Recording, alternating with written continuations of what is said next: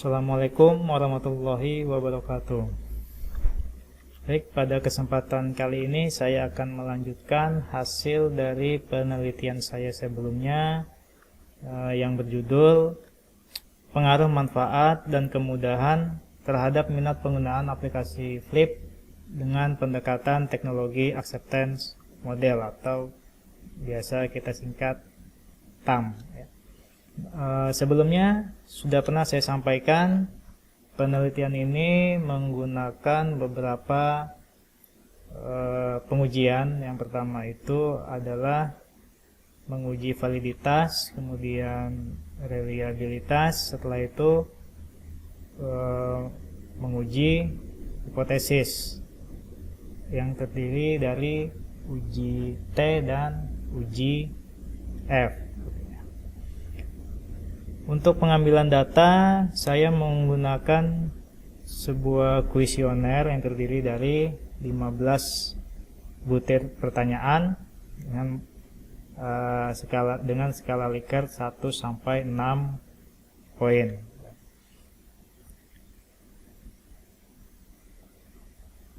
Nah, ini adalah data responden yang saya dapatkan dari kuesioner. Terdapat 35 orang yang ikut berpartisipasi. Di sini saya menggunakan 3 variabel ya. Yang pertama itu variabel X1 dan variabel X2. Itu adalah variabel bebas atau variabel independen. Dan Y itu adalah variabel terikat ya, atau variabel dependen. Nah, kemudian dari data ini saya akan menguji validitas. Nah, menurut Ghazali bahwa uji validitas digunakan untuk mengukur sah atau valid tidaknya suatu kuesioner. Suatu kuesioner dikatakan valid jika pertanyaan pada kuesioner mampu untuk mengungkapkan sesuatu yang akan diukur oleh kuesioner tersebut.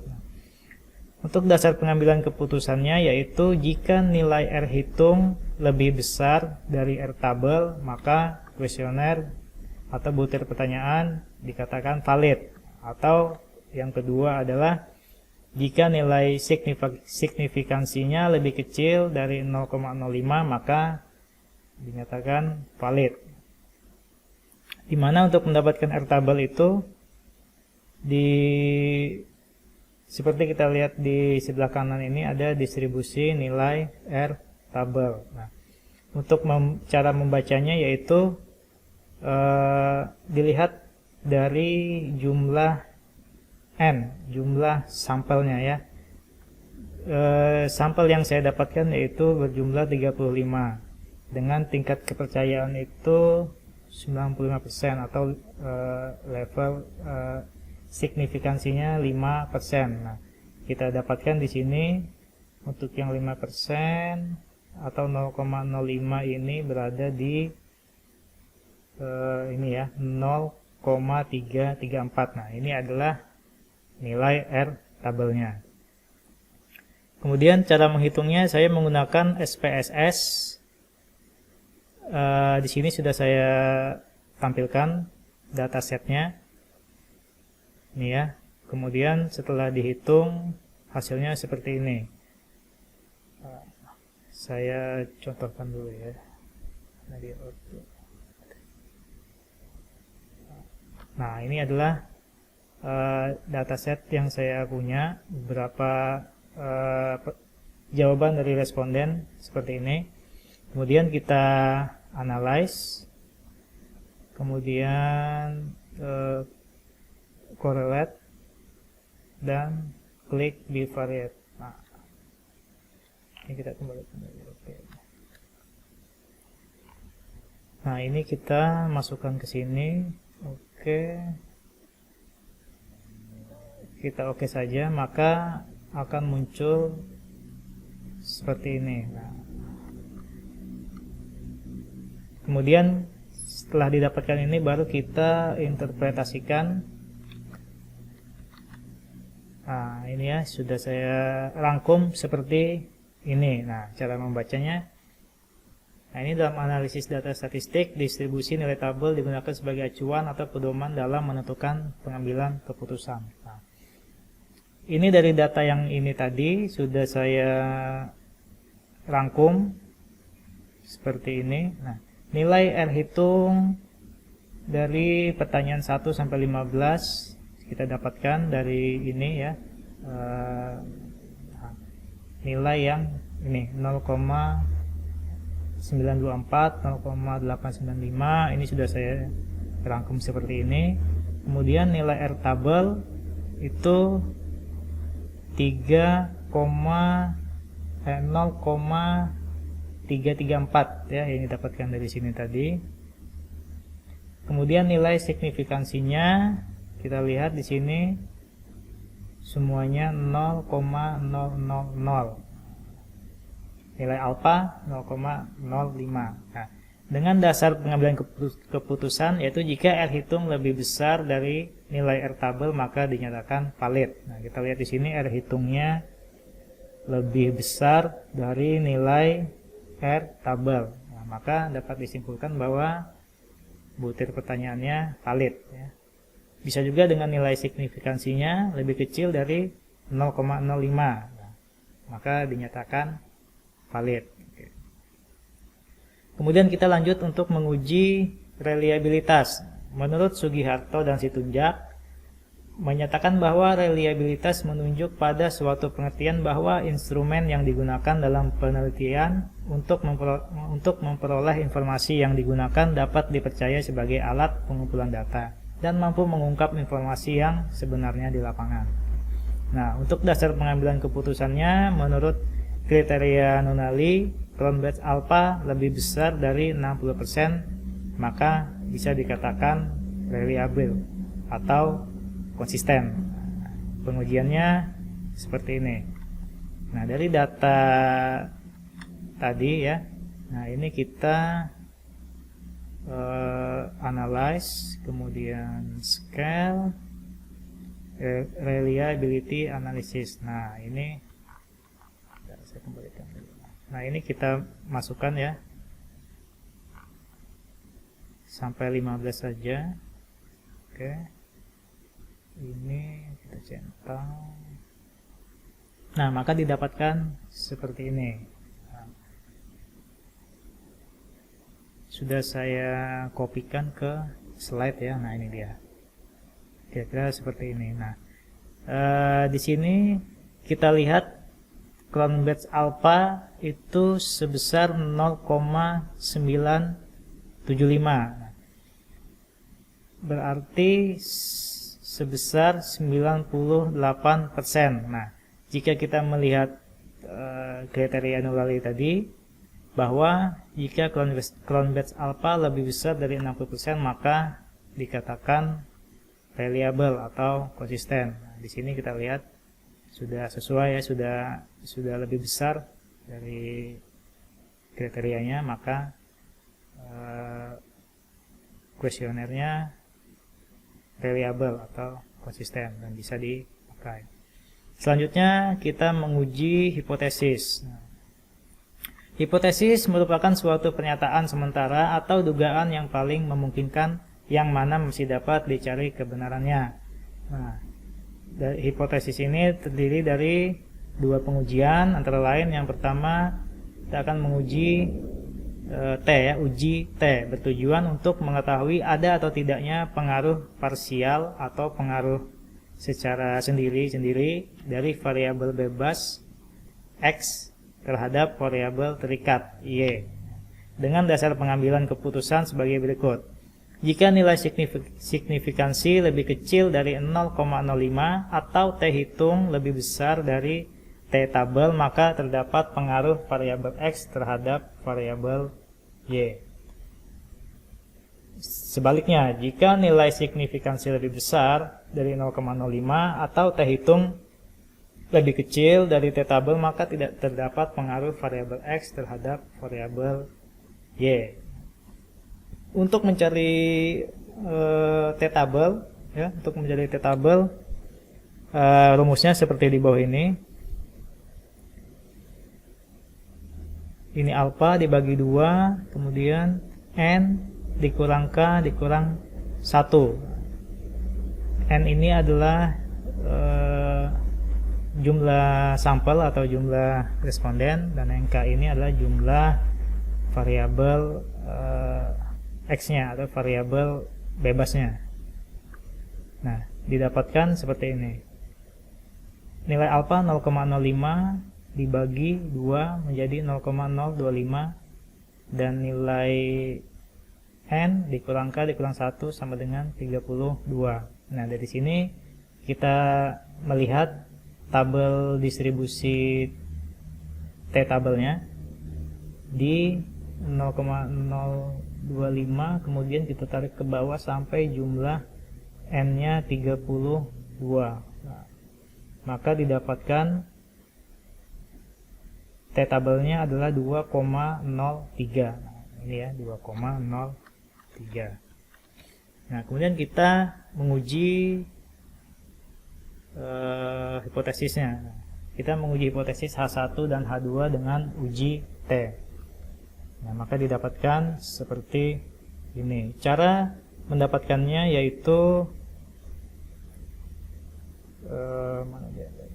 nah, ini ya, dari sini mana dia. Oke. Nah, variabel X-nya itu sudah saya tandai di sini adalah dari pertanyaan 1 sampai pertanyaan 6. Ini adalah variabel X1. Saya beri label manfaat. Kemudian kemudahan itu pertanyaan dari pertanyaan ke-7 sampai 12. Ini adalah variabel X2. Saya beri label kemudahan. Kemudian minat itu ada di 3 pertanyaan terakhir, yaitu pertanyaan 13 sampai 15. Saya beri label manfaat, yaitu variabel Y. Nah, ini adalah jumlah dari masing-masing ini ya, masing-masing responden di variabel X1, X2 dan Y seperti ini. Maka ini kita kopikan, kita masukkan ke dataset ini. Nah, ini sudah saya kopikan ke sini. Variabel view-nya sudah saya ubah scale desimalnya 0. Nah, kemudian dari sini kita mencari hipotesisnya, klik analyze, kemudian regresi dan linear. Nah, ini untuk variabel bebas itu adalah X1 dan X2, kita taruh di independen. Nah, kemudian yang minat kita taruh di dependen. Untuk ininya kita oke aja.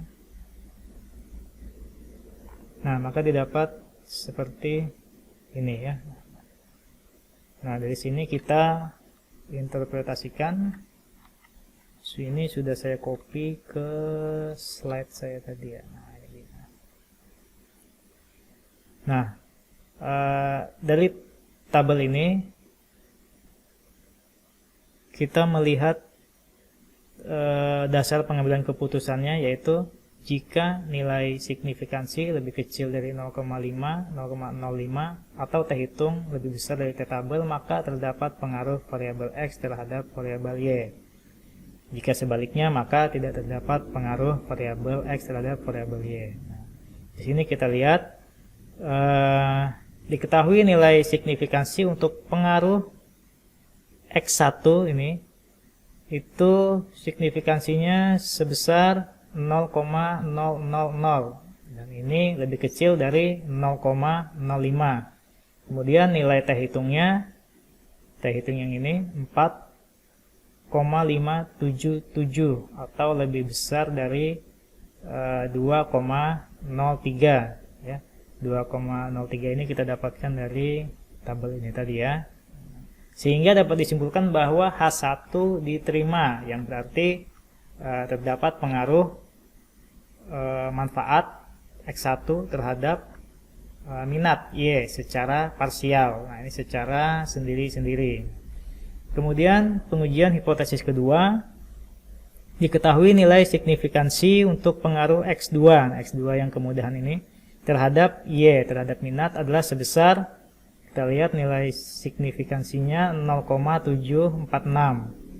Ini lebih besar dari 0,05 dan nilai T hitungnya 0,327. Ini lebih kecil dari 2,03. Nah, sehingga dapat disimpulkan bahwa H2 ditolak, yang berarti tidak terdapat pengaruh X2 terhadap Y secara parsial. Nah, ini pengujian dengan uji T. Uji T ini uji parsial ya, uji sendiri-sendiri. Nah, kemudian untuk uji F-nya, nah uji F ini bertujuan untuk mengetahui ada atau tidaknya pengaruh simultan atau pengaruh bersama-sama dari variabel bebas X-nya terhadap variabel terikatnya yang Y, dengan dasar pengambilan keputusan sebagai berikut. Jika nilai signifikansinya lebih kecil dari 0,05 atau F hitung lebih besar dari F tabel, maka terdapat pengaruh secara simultan dari variabel X terhadap variabel Y. Kemudian jika sebaliknya nilai signifikansinya lebih besar dari 0,05 atau F hitungnya lebih kecil dari F tabel, maka tidak terdapat pengaruh secara simultan variabel X terhadap variabel Y. Nah, mengacu pada rumus mencari F tabelnya seperti ini, K kemudian N dikurang K, maka didapatkan K-nya ini tadi 2, variabel X-nya ada 2, X1 dan X2. Kemudian N, sampelnya berjumlah 35 dikurang K, dikurang 2, berarti 33. Nah, cara membacanya di distribusi F tabelnya seperti ini. 2, 33, kita cari 2, kemudian kita tarik sampai 33.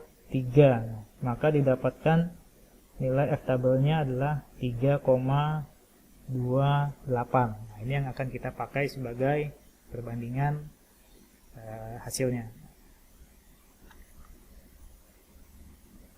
Nah, untuk yang uji F itu kita melihat pada tabel ANOVA yang ini ya, tabel ANOVA. Saya pindahkan sudah saya pindahkan ke sini. Nah, kemudian kita interpretasikan.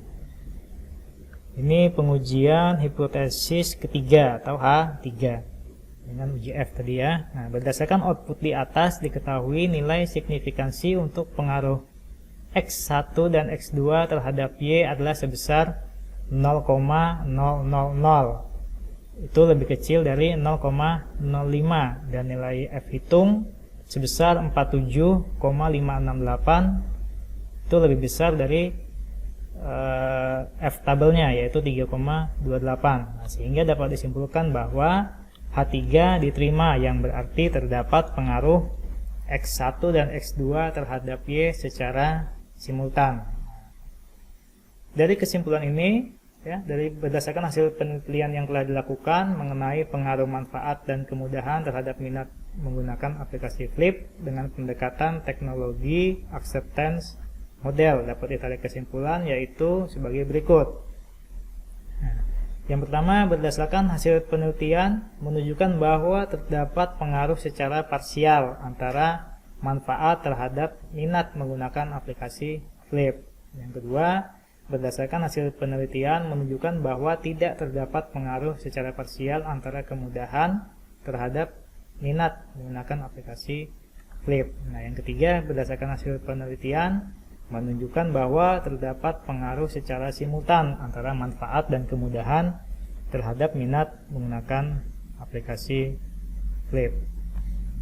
Baik, sekian pemaparan hasil pembahasan penelitian saya.